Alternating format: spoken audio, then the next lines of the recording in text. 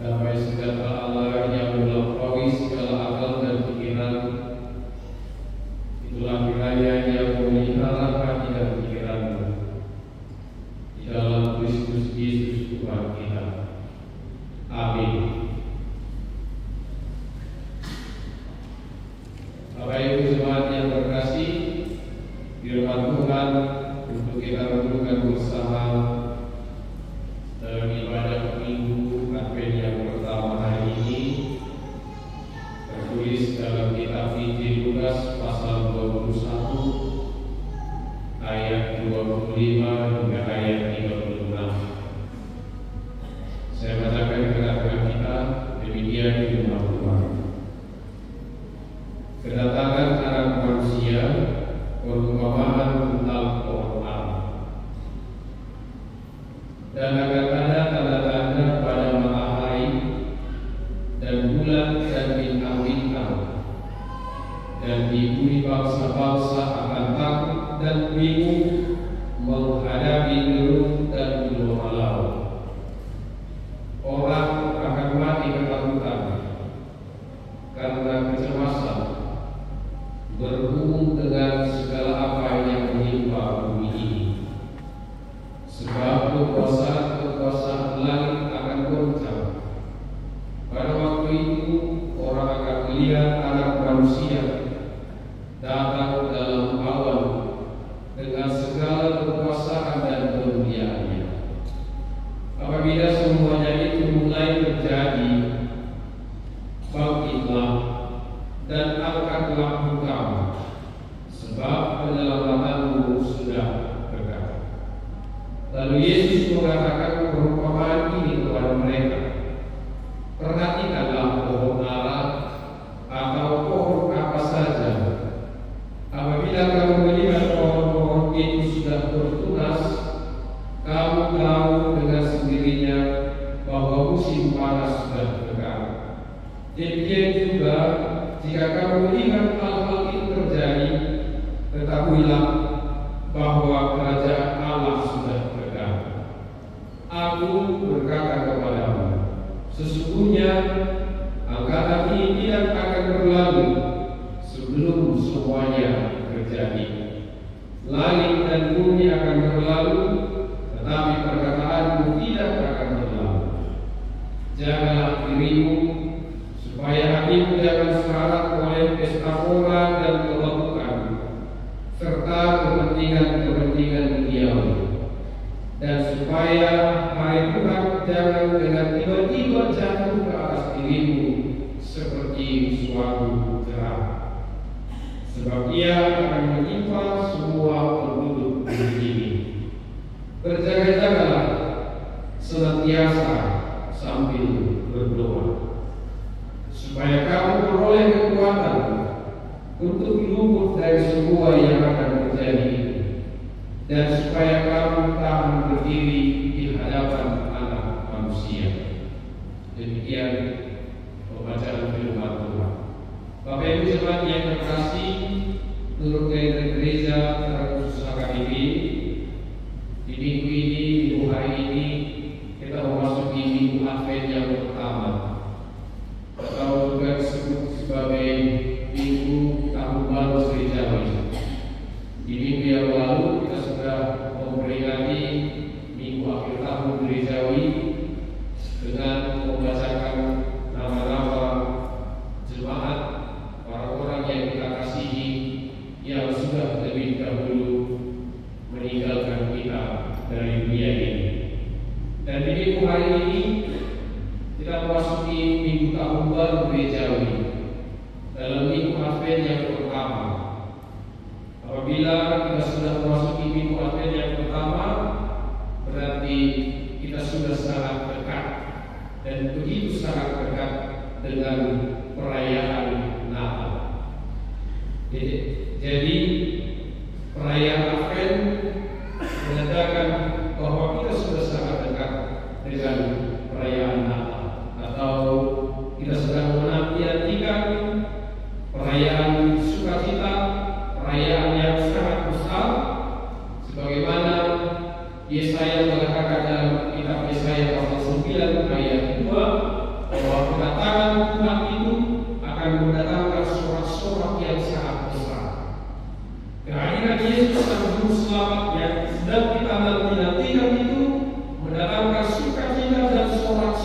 yang sangat besar, sehingga dalam masa penantian itu sebelum memasuki masa perayaan yang sangat besar itu secara khusus rekan-rekan gereja kita HKBP tidak banyak mempersiapkan sesuatu. Banyak hal yang kita persiapkan dan salah satunya adalah yang sudah berdiri tegak di depan kita sekarang, yaitu pohon Natal. Mungkin mulai hari ini atau beberapa hari yang lalu di rumah kita masing-masing kita sudah mulai mempersiapkan pesta sorak-sorak ini. Kita sudah mulai mempersiapkan diri kita, rumah kita, atau mungkin mulai dari bulan-bulan yang lalu kita sudah mempersiapkan tabungan kita untuk membeli baju baru atau sesuatu hal yang istimewa di Natal tahun ini untuk kita beribadah, atau mungkin orang yang kita kasihi, atau mungkin juga kepada orang tua kita. Akan tetapi apabila saudara-saudara sekalian, Minggu Advent yang pertama ini bukan hanya sekedar penantian akan perayaan kelahiran Mesias yang juru selamat di 2026 tahun yang lalu. Sekali lagi, Advent bukan hanya menanti kehadiran Mesias di 2026 tahun yang lalu melalui kelahiran Yesus Kristus di Bethlehem, kota yang sangat umil dan kota yang kecil. Akan tetapi kita juga dalam masa-masa penantian akan kedatangan Tuhan Yesus yang kedua kalinya, yang sebelum disebut dengan parousia. Yesus telah mengatakan dan telah mengajarkan di dalam firman Tuhan yang sudah kita baca tadi. Inilah tanda-tanda akan hari kedatangan Tuhan yang kedua kalinya. Apabila kita membaca di Lukas pasal 21 ini mulai dari ayat yang pertama sampai firman Tuhan hari ini sampai ayat yang ke-36, ada beberapa tanda yang diberitahu dan diajarkan oleh Yesus kepada para murid-muridnya. Buah-buah batu tidak akan dibiarkan berdiri ketika hari kedatangan Tuhan itu sudah datang.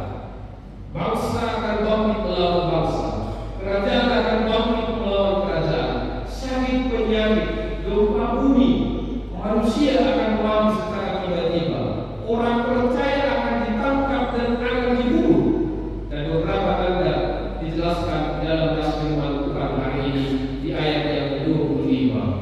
Matahari dan bulan dan bintang-bintang dan di bumi bangsa-bangsa akan takut dan bingung menghadapi kerugian gelora laut. Orang akan mati ketakutan karena kecemasan berhubung dengan segala apa yang menimpa bumi ini. Artinya, kedatangan Tuhan yang kedua kalinya digambarkan sebagai sebuah tanda yang sangat menakutkan. Di ayat ke-6 jelas firman Tuhan hari ini mengatakan orang akan mati ketakutan karena kecemasan berhubung dengan segala apa yang menimpa bumi ini. Tetapi mungkin kecemasan ini dan ketakutan ini harusnya tidak berlaku bagi kita orang yang percaya dan beriman kepada Kristus. Karena dengan hari kedatangan Yesus Kristus yang kedua kalinya, di sana Tuhan akan membawa kita ke dalam kerajaannya, tempat yang telah Dia sediakan. Dikatakan Paulus dalam 2 Korintus 5 ayat 1 dan ayat 2. Dunia yang kita huni ini hanyalah tempat sementara. Di masa lalu dikatakan ramai-ramaian. Tuhan telah menyediakan tempat yang indah, tempat yang kekal, dan tidak dibangun oleh tangan manusia yang kekal sampai selama-lamanya. Dan dikatakan di Filipi 3 ayat 20, kewargaan kita bukan di bumi, tapi kewargaan kita adalah di surga. Yang artinya dengan kedatangan Yesus yang kedua kalinya adalah sebuah jaminan bagi kita dan harusnya menjadi sukacita yang besar bagi kita orang yang percaya yang telah ditebus oleh Kristus, bukan malah sesuatu hal yang menakutkan. Tetapi yang bila kita membaca di kitab Matius juga tentang pengajaran Yesus ini, tentang tanda-tanda yang diajarkan oleh Yesus dan di dalam firman Tuhan hari ini, bisa saja mungkin hati kita gentar, hidup kita gentar dan merasa ketakutan. Bagi saudara-saudara yang terkasih, yang menjadi pertanyaannya adalah kapan Mesias itu datang? Kapan Mesias itu hadir? Mungkin untuk menjawab ini kita sudah bisa mengukurnya sekarang bahwa Yesus akan hadir di kandang domba dan akan kita rayakan tanggal 24 Desember nanti, persis 23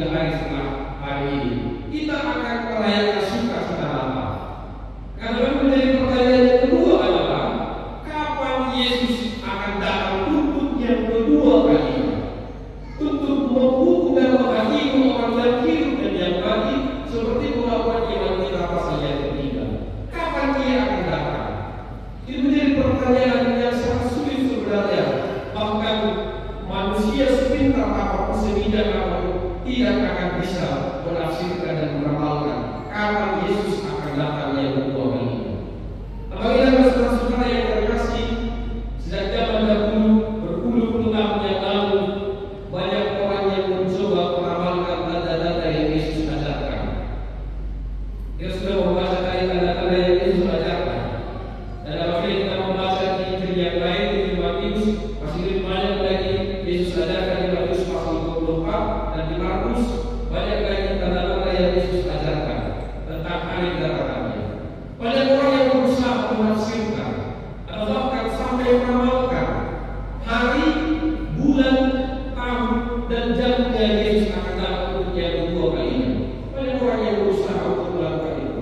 Contohnya, suku Wayak meramalkan pada tanggal 21 Desember tahun 2012 akan ada kiamat. Akan ada kiamat.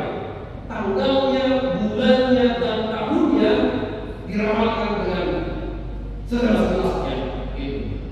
Tanggal 21 Desember 2012 akan ada kiamat, sehingga ramalan ini sangat terkenal waktu itu dan membuat banyak orang takut, bahkan sampai dibuat dalam sebuah film yang judulnya 2012. Kemudian Herod Epping juga meramalkan tanggal 21 Mei 2011, lebih maju lagi dari apa yang diramalkan oleh suku Wayak. Akan datang Yesus yang kedua kali akan terjadi kiamat. Dan juga salah satu pendeta yang orang Barat, Merapi Sibuya, juga meramalkan dan memprediksi bahwa hari kedatangan Yesus yang kedua kalinya akan terjadi pada tanggal 10 November 2003. Dan akhir-akhir ini, apabila kita melihat nanti di media sosial, 2026 akan terjadi kiamat.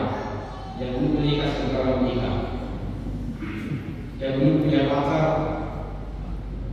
ya, dan seterusnya. Jangan sampai misalnya, kalau belum tembak-tembak, sabar, menanti. Jadi dia mau lihat yang ini, menantikan hari kedatangan Tuhan. Tahun 2000 diprediksi akan terjadi kiamat, akan datang Yesus yang kedua kalinya. Kita akan sama-sama menantikan ini.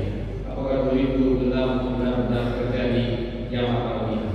Tapi dengan jelas, panggilan dan saudara-saudari sekalian dikatakan dalam kitab 1 Tesalonika pasal yang 5 ayat 1 ayat 2. Tetapi tentang zaman dan masa, saudara-saudara, tidak perlu dituliskan kepadamu, karena kamu sendiri tahu benar-benar bahwa hari Tuhan datang seperti mencuri pada waktu malam. Yang artinya tidak akan ada seorang pun ilmu pengetahuan dan kecerdasan manusia setinggi apapun tidak akan bisa memprediksi kapan zamannya, kapan masanya Yesus akan datang yang kedua kalinya.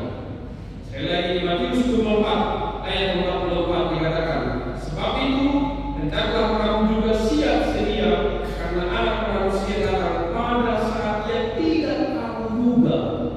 Bisa jadi ketika dia tidur, bisa saja ketika makan, bisa saja ketika sedang berjalan, dan juga hal-hal yang lainnya. Sehingga Yesus menegaskan di Markus 13 ayat yang ke-32 tentang hari atau saat itu tidak seorang pun yang tahu.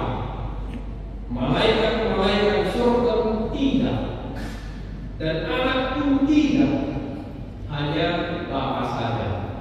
Ini yang harus kita catat. Seorang pun tidak tahu, malaikat-malaikat surga pun tidak tahu, bahkan Anak itu pun tidak tahu.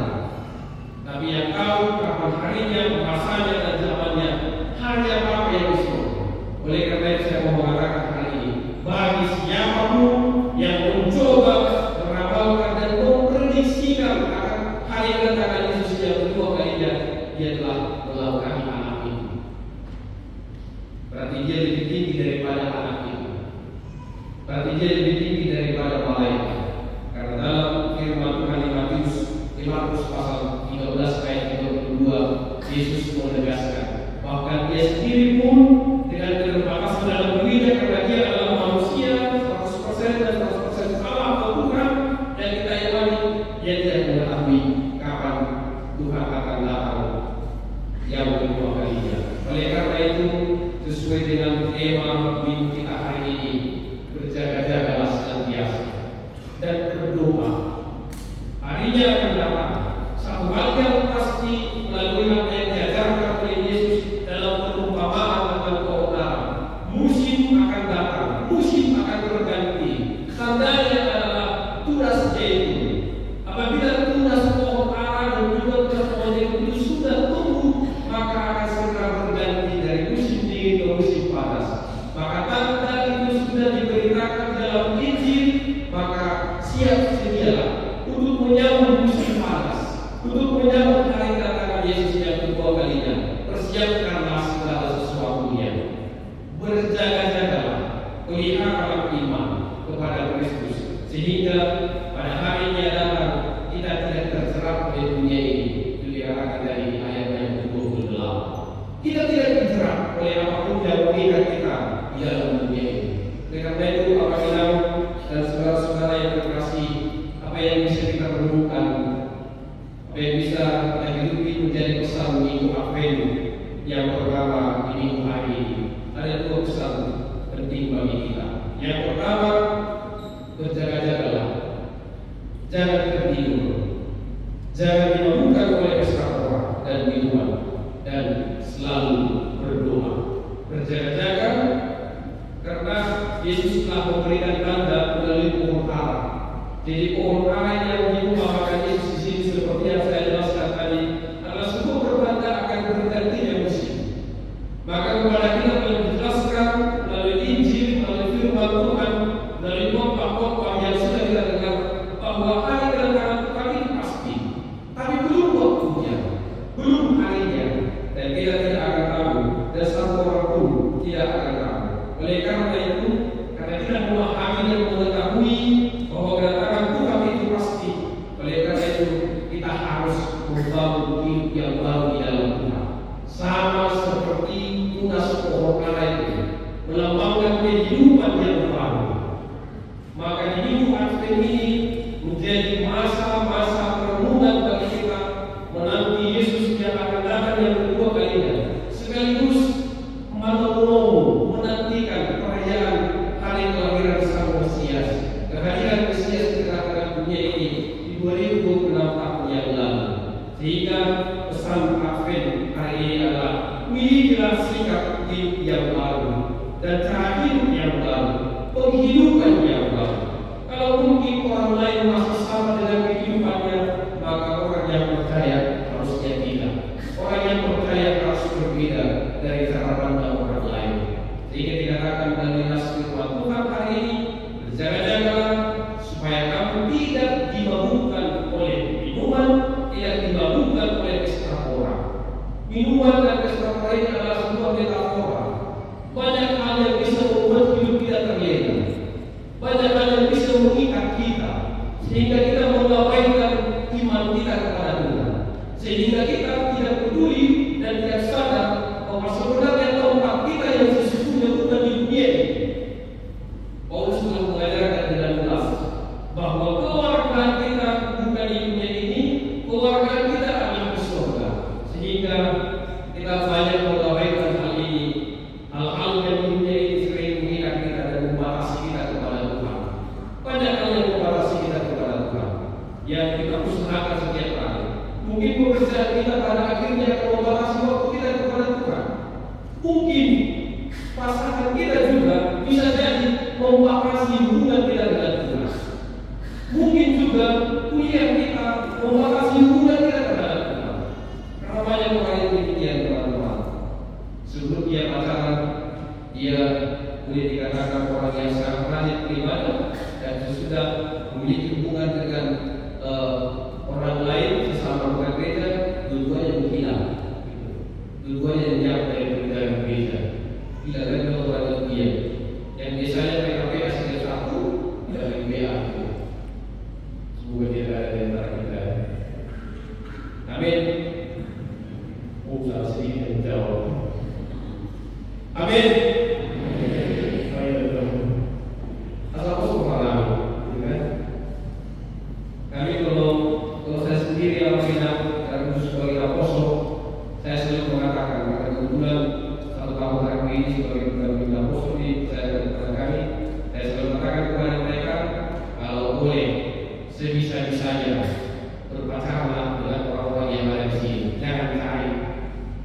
di luar daripada hidup ini. Tapi jangan lihatlah, ini ciptaan Tuhan yang paling sempurna yang disediakan. Iya kan? Iya benar. Bukan menganggap kepala ya. Atau menganggap kepala kalau yang memang bukan. Atau kita berbicara tips-tips selanjutnya. Tapi kita ingat, jangan sampai akhirnya semua itu yang kita peroleh, anugerah itu, kebaikan Tuhan itu akhirnya membuat kita mengabaikan Tuhan. Tidak dimampukan oleh apa yang Tuhan berikan kepada kita. Dan sampai seperti kamu pengadilan dan juga saudara-saudara yang lain. Atau guru secara khusus. Kemudian yang kedua, nantikanlah Tuhan dalam penuh pengharapan. Masa Advent menjadi masa penantian, masa pengharapan atau hope, menantikan kedatangan Tuhan melalui kelahirannya yang sering kita rayakan melalui perayaan Natal. Namun juga menantikan kedatangan Tuhan yang kedua kalinya. Kita perlu mengimani dalam penantian kita dalam masa-masa Advent ini bahwa kita punya harapan bahwa kedatangan Tuhan itu pasti. Kedatangan Tuhan itu pasti. Kepada kita akan diberikan kemuliaan, kepada kita akan diberikan kehidupan yang kekal, keselamatan yang kekal. Oleh karena itu, dalam masa-masa minggu Advent ini, kita mungkin yang ada di sini saat ini juga sedang dalam penantian kita. Tak apapun yang sedang kita nantikan sekarang. Mungkin dari antara kita sedang menantikan sang buah hati. Sudah beberapa tahun berumah tangga dan belum Tuhan karuniakan buah hati. Mungkin juga dari antara kita sedang menantikan kesembuhan dari penyakit. Mungkin juga dari antara kita sedang menantikan pasangan hidup, jodoh. Atau mungkin juga dari antara kita yang hadir di sini menantikan pekerjaan yang baik. Atau mungkin juga kita sedang menantikan untuk dipinang, sabar. Atau mungkin juga sedang menantikan untuk ditembak, sabar. Yang senyum-senyum orang sedang PDKT. Orang senyum-senyum di mana berarti sedang menantikan untuk dipinang. Tidak memberikan kapal yang berbeda ya. Sabar. Akan ada waktunya. Dan pengharapan kita dan penantian kita biarlah itu seperti penantian kita kepada Kristus. Apapun yang kita nantikan hari ini itu akan pasti Tuhan berikan kepada kita. Amin. Sama dengan penantian kita kepada Kristus, bahwa Kristus itu pasti akan datang. Kristus itu pasti akan hadir.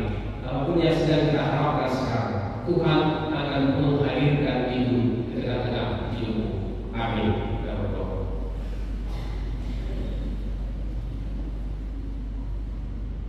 Syukur bagimu ya Tuhan Allah yang memelihara hidup kami. Kami boleh bersama-sama bersuka cita memuji memuliakan nama-Mu di minggu Advent yang pertama ini. Biarlah kiranya ya Tuhan dalam perayaan penantian dalam minggu Advent yang pertama ini, Tuhan menguatkan dan meneguhkan kami, dan kami boleh berpengharapan penuh kepada Tuhan, dan kami disadarkan bahwa Tuhan pasti akan datang kepada kami yang kedua kalinya untuk mengaruniakan kepada kami keselamatan dan kehidupan yang kekal. Kami berdoa bagi seluruh jemaat-Mu, biarlah Tuhan yang senantiasa memberkati kehidupannya. Setiap pekerjaan tangan yang dilakukan, biarlah Tuhan yang menolong mereka. Biarlah Tuhan yang memberkati setiap pekerjaan tangan mereka. Mereka boleh menikmati setiap hasil daripada pekerjaan tangan mereka. Kami berdoa secara khusus bagi jemaat yang sedang sakit, yaitu Doda Ael, Ketua Konsitorus, Godwin Manjaitan, Nyonya Asoid Kutua, Nyonya Hak, Kumul Kabar, Abang Paparan,